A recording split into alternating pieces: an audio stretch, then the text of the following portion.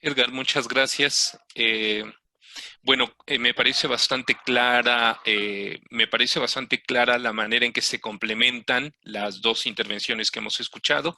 Un diagnóstico de la crisis ambiental en sus dimensiones social, civilizatoria, energética, y ahora una presentación acerca de las dificultades de la transición energética, no hablando de energías renovables, sino de energías de reemplazo, y no hablando de combustibles fósiles, sino de energías dominantes, para poner el acento en la caracterización de la dinámica política y económica que juegan un papel fundamental en estos intentos de transición. Hemos escuchado entonces a dos especialistas presentándonos de una forma muy comprensible datos técnicos, datos muy concretos acerca del diagnóstico de la crisis y de la dificultad de la transición, desde argumentos muy rigurosos en términos científicos, pero ahora necesitamos reflexionar acerca de lo que tenemos por delante. Sabemos que la situación no es sencilla, sabemos que necesitamos hacer una transición que no va a ser nada fácil, y ahora vamos a cerrar esta mesa con dos participaciones más de carácter reflexivo.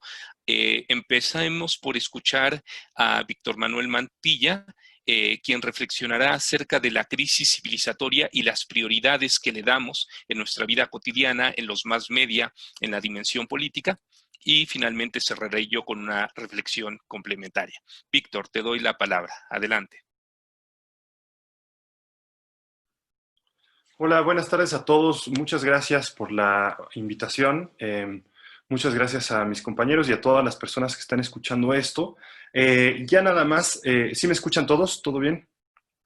Va. Ya nada más de saber que todos están aquí, hay una serie de cosas que podemos pasar por alto. Es decir, ya no tenemos que convencer, siento yo, al público que está aquí de que estamos frente a una crisis muy importante y con consecuencias que nos tocará vivir. Si pensamos que vamos a vivir 10 años más, si pensamos incluso que viviremos 5 años más, si pensamos digamos, en un presente y en un futuro que resulta cercano, tenemos que plantearnos problemáticas que van en este sentido de los datos que plantea Edgar, de los datos que muestra, de la información que muestra Luca, y por lo tanto, yo quisiera hablar de qué hacer. Yo siempre, cuando me pregunto respecto de política, respecto de economía, respecto del futuro, hay una dimensión de la información, estamos bombardeados de información, pero al mismo tiempo nos queda, a mí me queda muchas veces la idea de no sé qué hacer, no sé qué pensar, la información es muy variada, muy diversa, etcétera. Y aquí, con base en esta información y en esta idea de una crisis civilizatoria que se está enfrentando y una serie de problemáticas que tienen uno de sus puntos en el calentamiento global, como dice el título de esta mesa, pero que tiene alrededor muchas otras causas, ¿no? Las causas mismas del calentamiento global, pero también de la acidificación de los océanos, como decía Luca, que la extinción masiva de especies, etcétera. Entonces, en este sentido, ya tenemos la mala noticia. Ya creo que las personas que están aquí interesadas en esto ya saben sobre esta mala noticia. Y ahora yo quisiera plantear como ¿cuál es la disyuntiva? ¿Hacia dónde movernos? ¿No?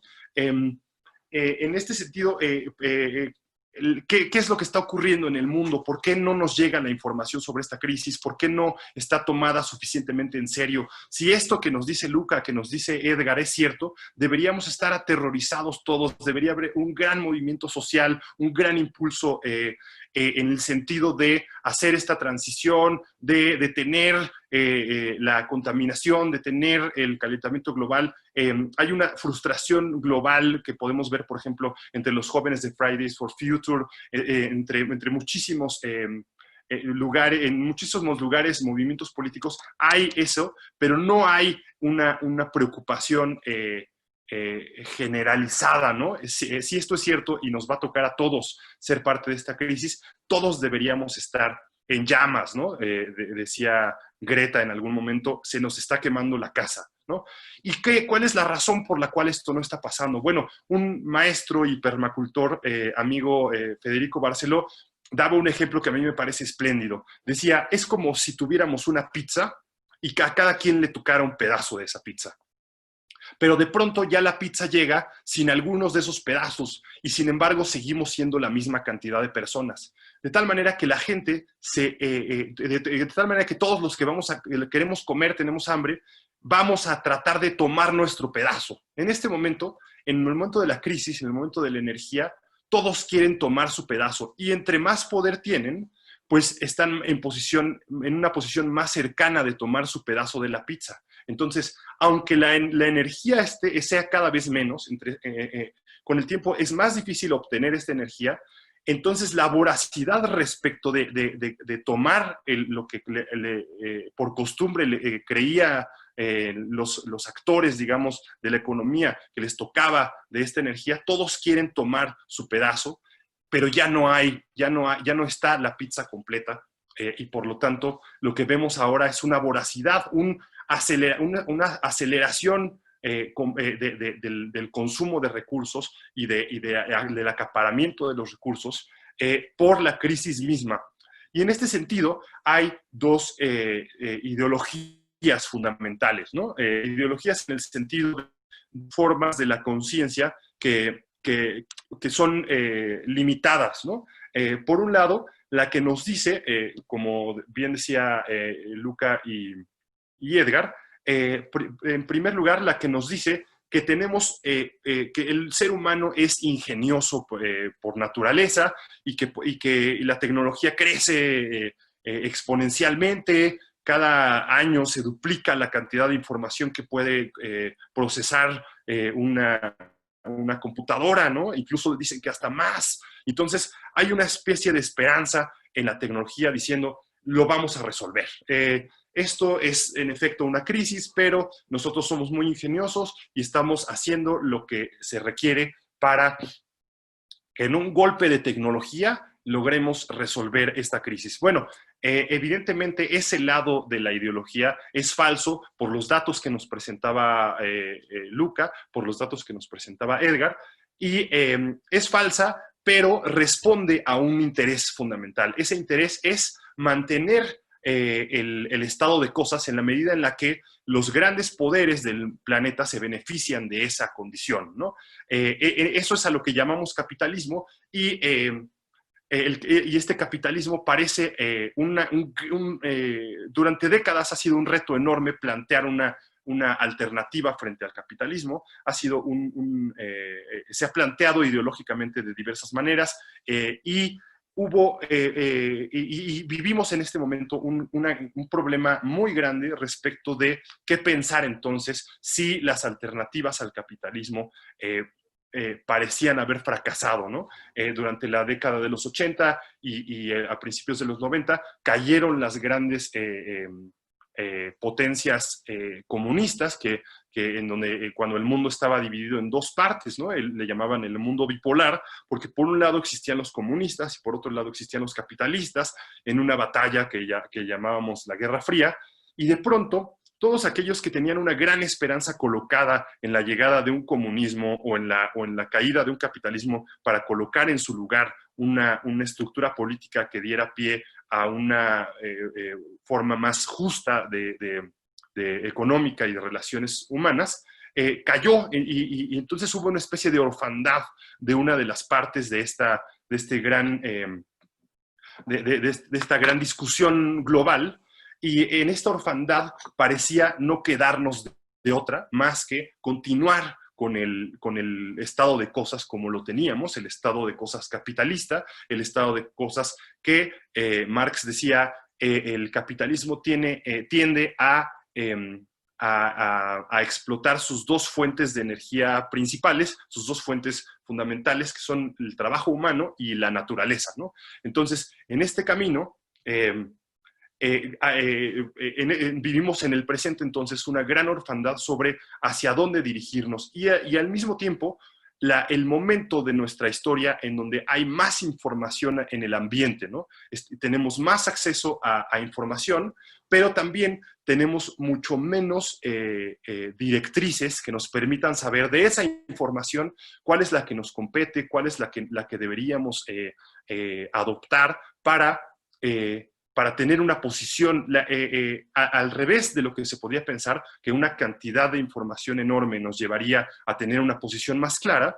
Al contrario, entre más información tenemos y más acceso a información tenemos, nos cuesta más trabajo tener una posición, y los discursos que antes solían ser discursos a los que podíamos acoger como una bandera para hacernos de una posición, discursos que pueden provenir de los medios de comunicación, que pueden provenir de nuestras tradiciones, por ejemplo, de nuestros libros sagrados, de nuestra tradición como comunidad, o los lugares en donde las escuelas, la ciencia, esos discursos que pueden ser discursos de la verdad, de pronto están desdibujados. Vivimos un presente en donde, además de que las posturas ideológicas se dispersaron y se convirtieron en una sola, en el capitalismo, y dentro del capitalismo había que medio ir observando de dónde agarrarnos. También discursos como, posiciones como la verdad, pensar en una verdad, en quién nos está diciendo la verdad y quién nos está engañando, resultan confusos, resultan difíciles. Entonces yo quisiera, yo creo que voy a lo mejor a lo que voy a decir, dar la otra fase, lo que yo quisiera decir como hacia dónde voltear, hacia dónde dirigirnos, hacia dónde observar para tener una posición. La idea de que estamos rodeados de fake news, ¿no? Las fake news no solo son información equivocada, no solo son noticias falsas, también son un síntoma de que este lugar ideológico, o este lugar en el que podíamos depositar la confianza de una verdad, ha desaparecido, ¿no? La autoridad de la ciencia, de pronto, es una autoridad que se pone en duda. La gente quiere vacunarse, no quiere vacunarse, o sirve... llegó el hombre a la luna, no llegó el hombre a la luna, una serie de cosas que son en realidad síntoma de que este discurso de verdad que era la ciencia se está desdibujado, ¿no? Bueno, una de las cosas que yo creo que debemos recuperar es la idea de que un sistema de creencias que se basa en la constatación constante entre lo que es verdadero y lo que no lo es, en el perfeccionamiento de los discursos para tratar de tener una verdad lo más parecida a una cosa que podamos decir de cierta, es una bandera que debemos recuperar. Es decir, todavía existe un discurso científico y una información científica que debemos revalorar como un lugar en el cual se nos provee de la información correcta para tomar decisiones en la vida cotidiana. Y estas decisiones, ¿hacia dónde van, no? Tendríamos que pensar también que en estos discursos ideológicos de los que hablé al principio, hay, por un lado, la conservación del estado de cosas, que tiene este gran problema ambiental que vivimos, este gran problema tanto de consumo de recursos como de desechos o de entropía, tiene ese gran problema. Y por otro lado, necesitamos buscar una alternativa a eso, porque ya no estamos dudando, ya no hay una duda de que el capitalismo tiene una fecha de caducidad. Es decir, este sistema político y económico que es altamente consumidor de energía va a caer en algún momento, y en lugar de ese tenemos que colocar algo. Y ese algo tiene que estar basado primero en información confiable, y en segundo lugar en una posición respecto de la crisis. En este sentido... Víctor, 3 minutos para concluir, perdón. Muy bien, sí. Simplemente como conclusión, en este camino tenemos que pensar en cuáles son nuestras acciones cotidianas que son disipadoras y cuáles son conservadoras de energía. tanto en lo mental, es decir, cómo es que dilucidamos en la información que es correcta y la que no lo es, como en la práctica, ¿no? Desde que yo era niño había un discurso muy acendrado, muy fuerte, sobre la culpa individual, ¿no? Sobre no debemos tirar basura, no deberíamos consumir tanto, deberíamos hacer un compostaje en nuestra casa para poner nuestro camino hacia un mejor mundo, ¿no? Un mundo más limpio. Esa culpa individual creo que es contraproducente. Esas acciones, creo yo, deberían tomarse en la medida en la que son buenas para nuestra adaptación, para nuestra nueva inserción en un nuevo estado de cosas.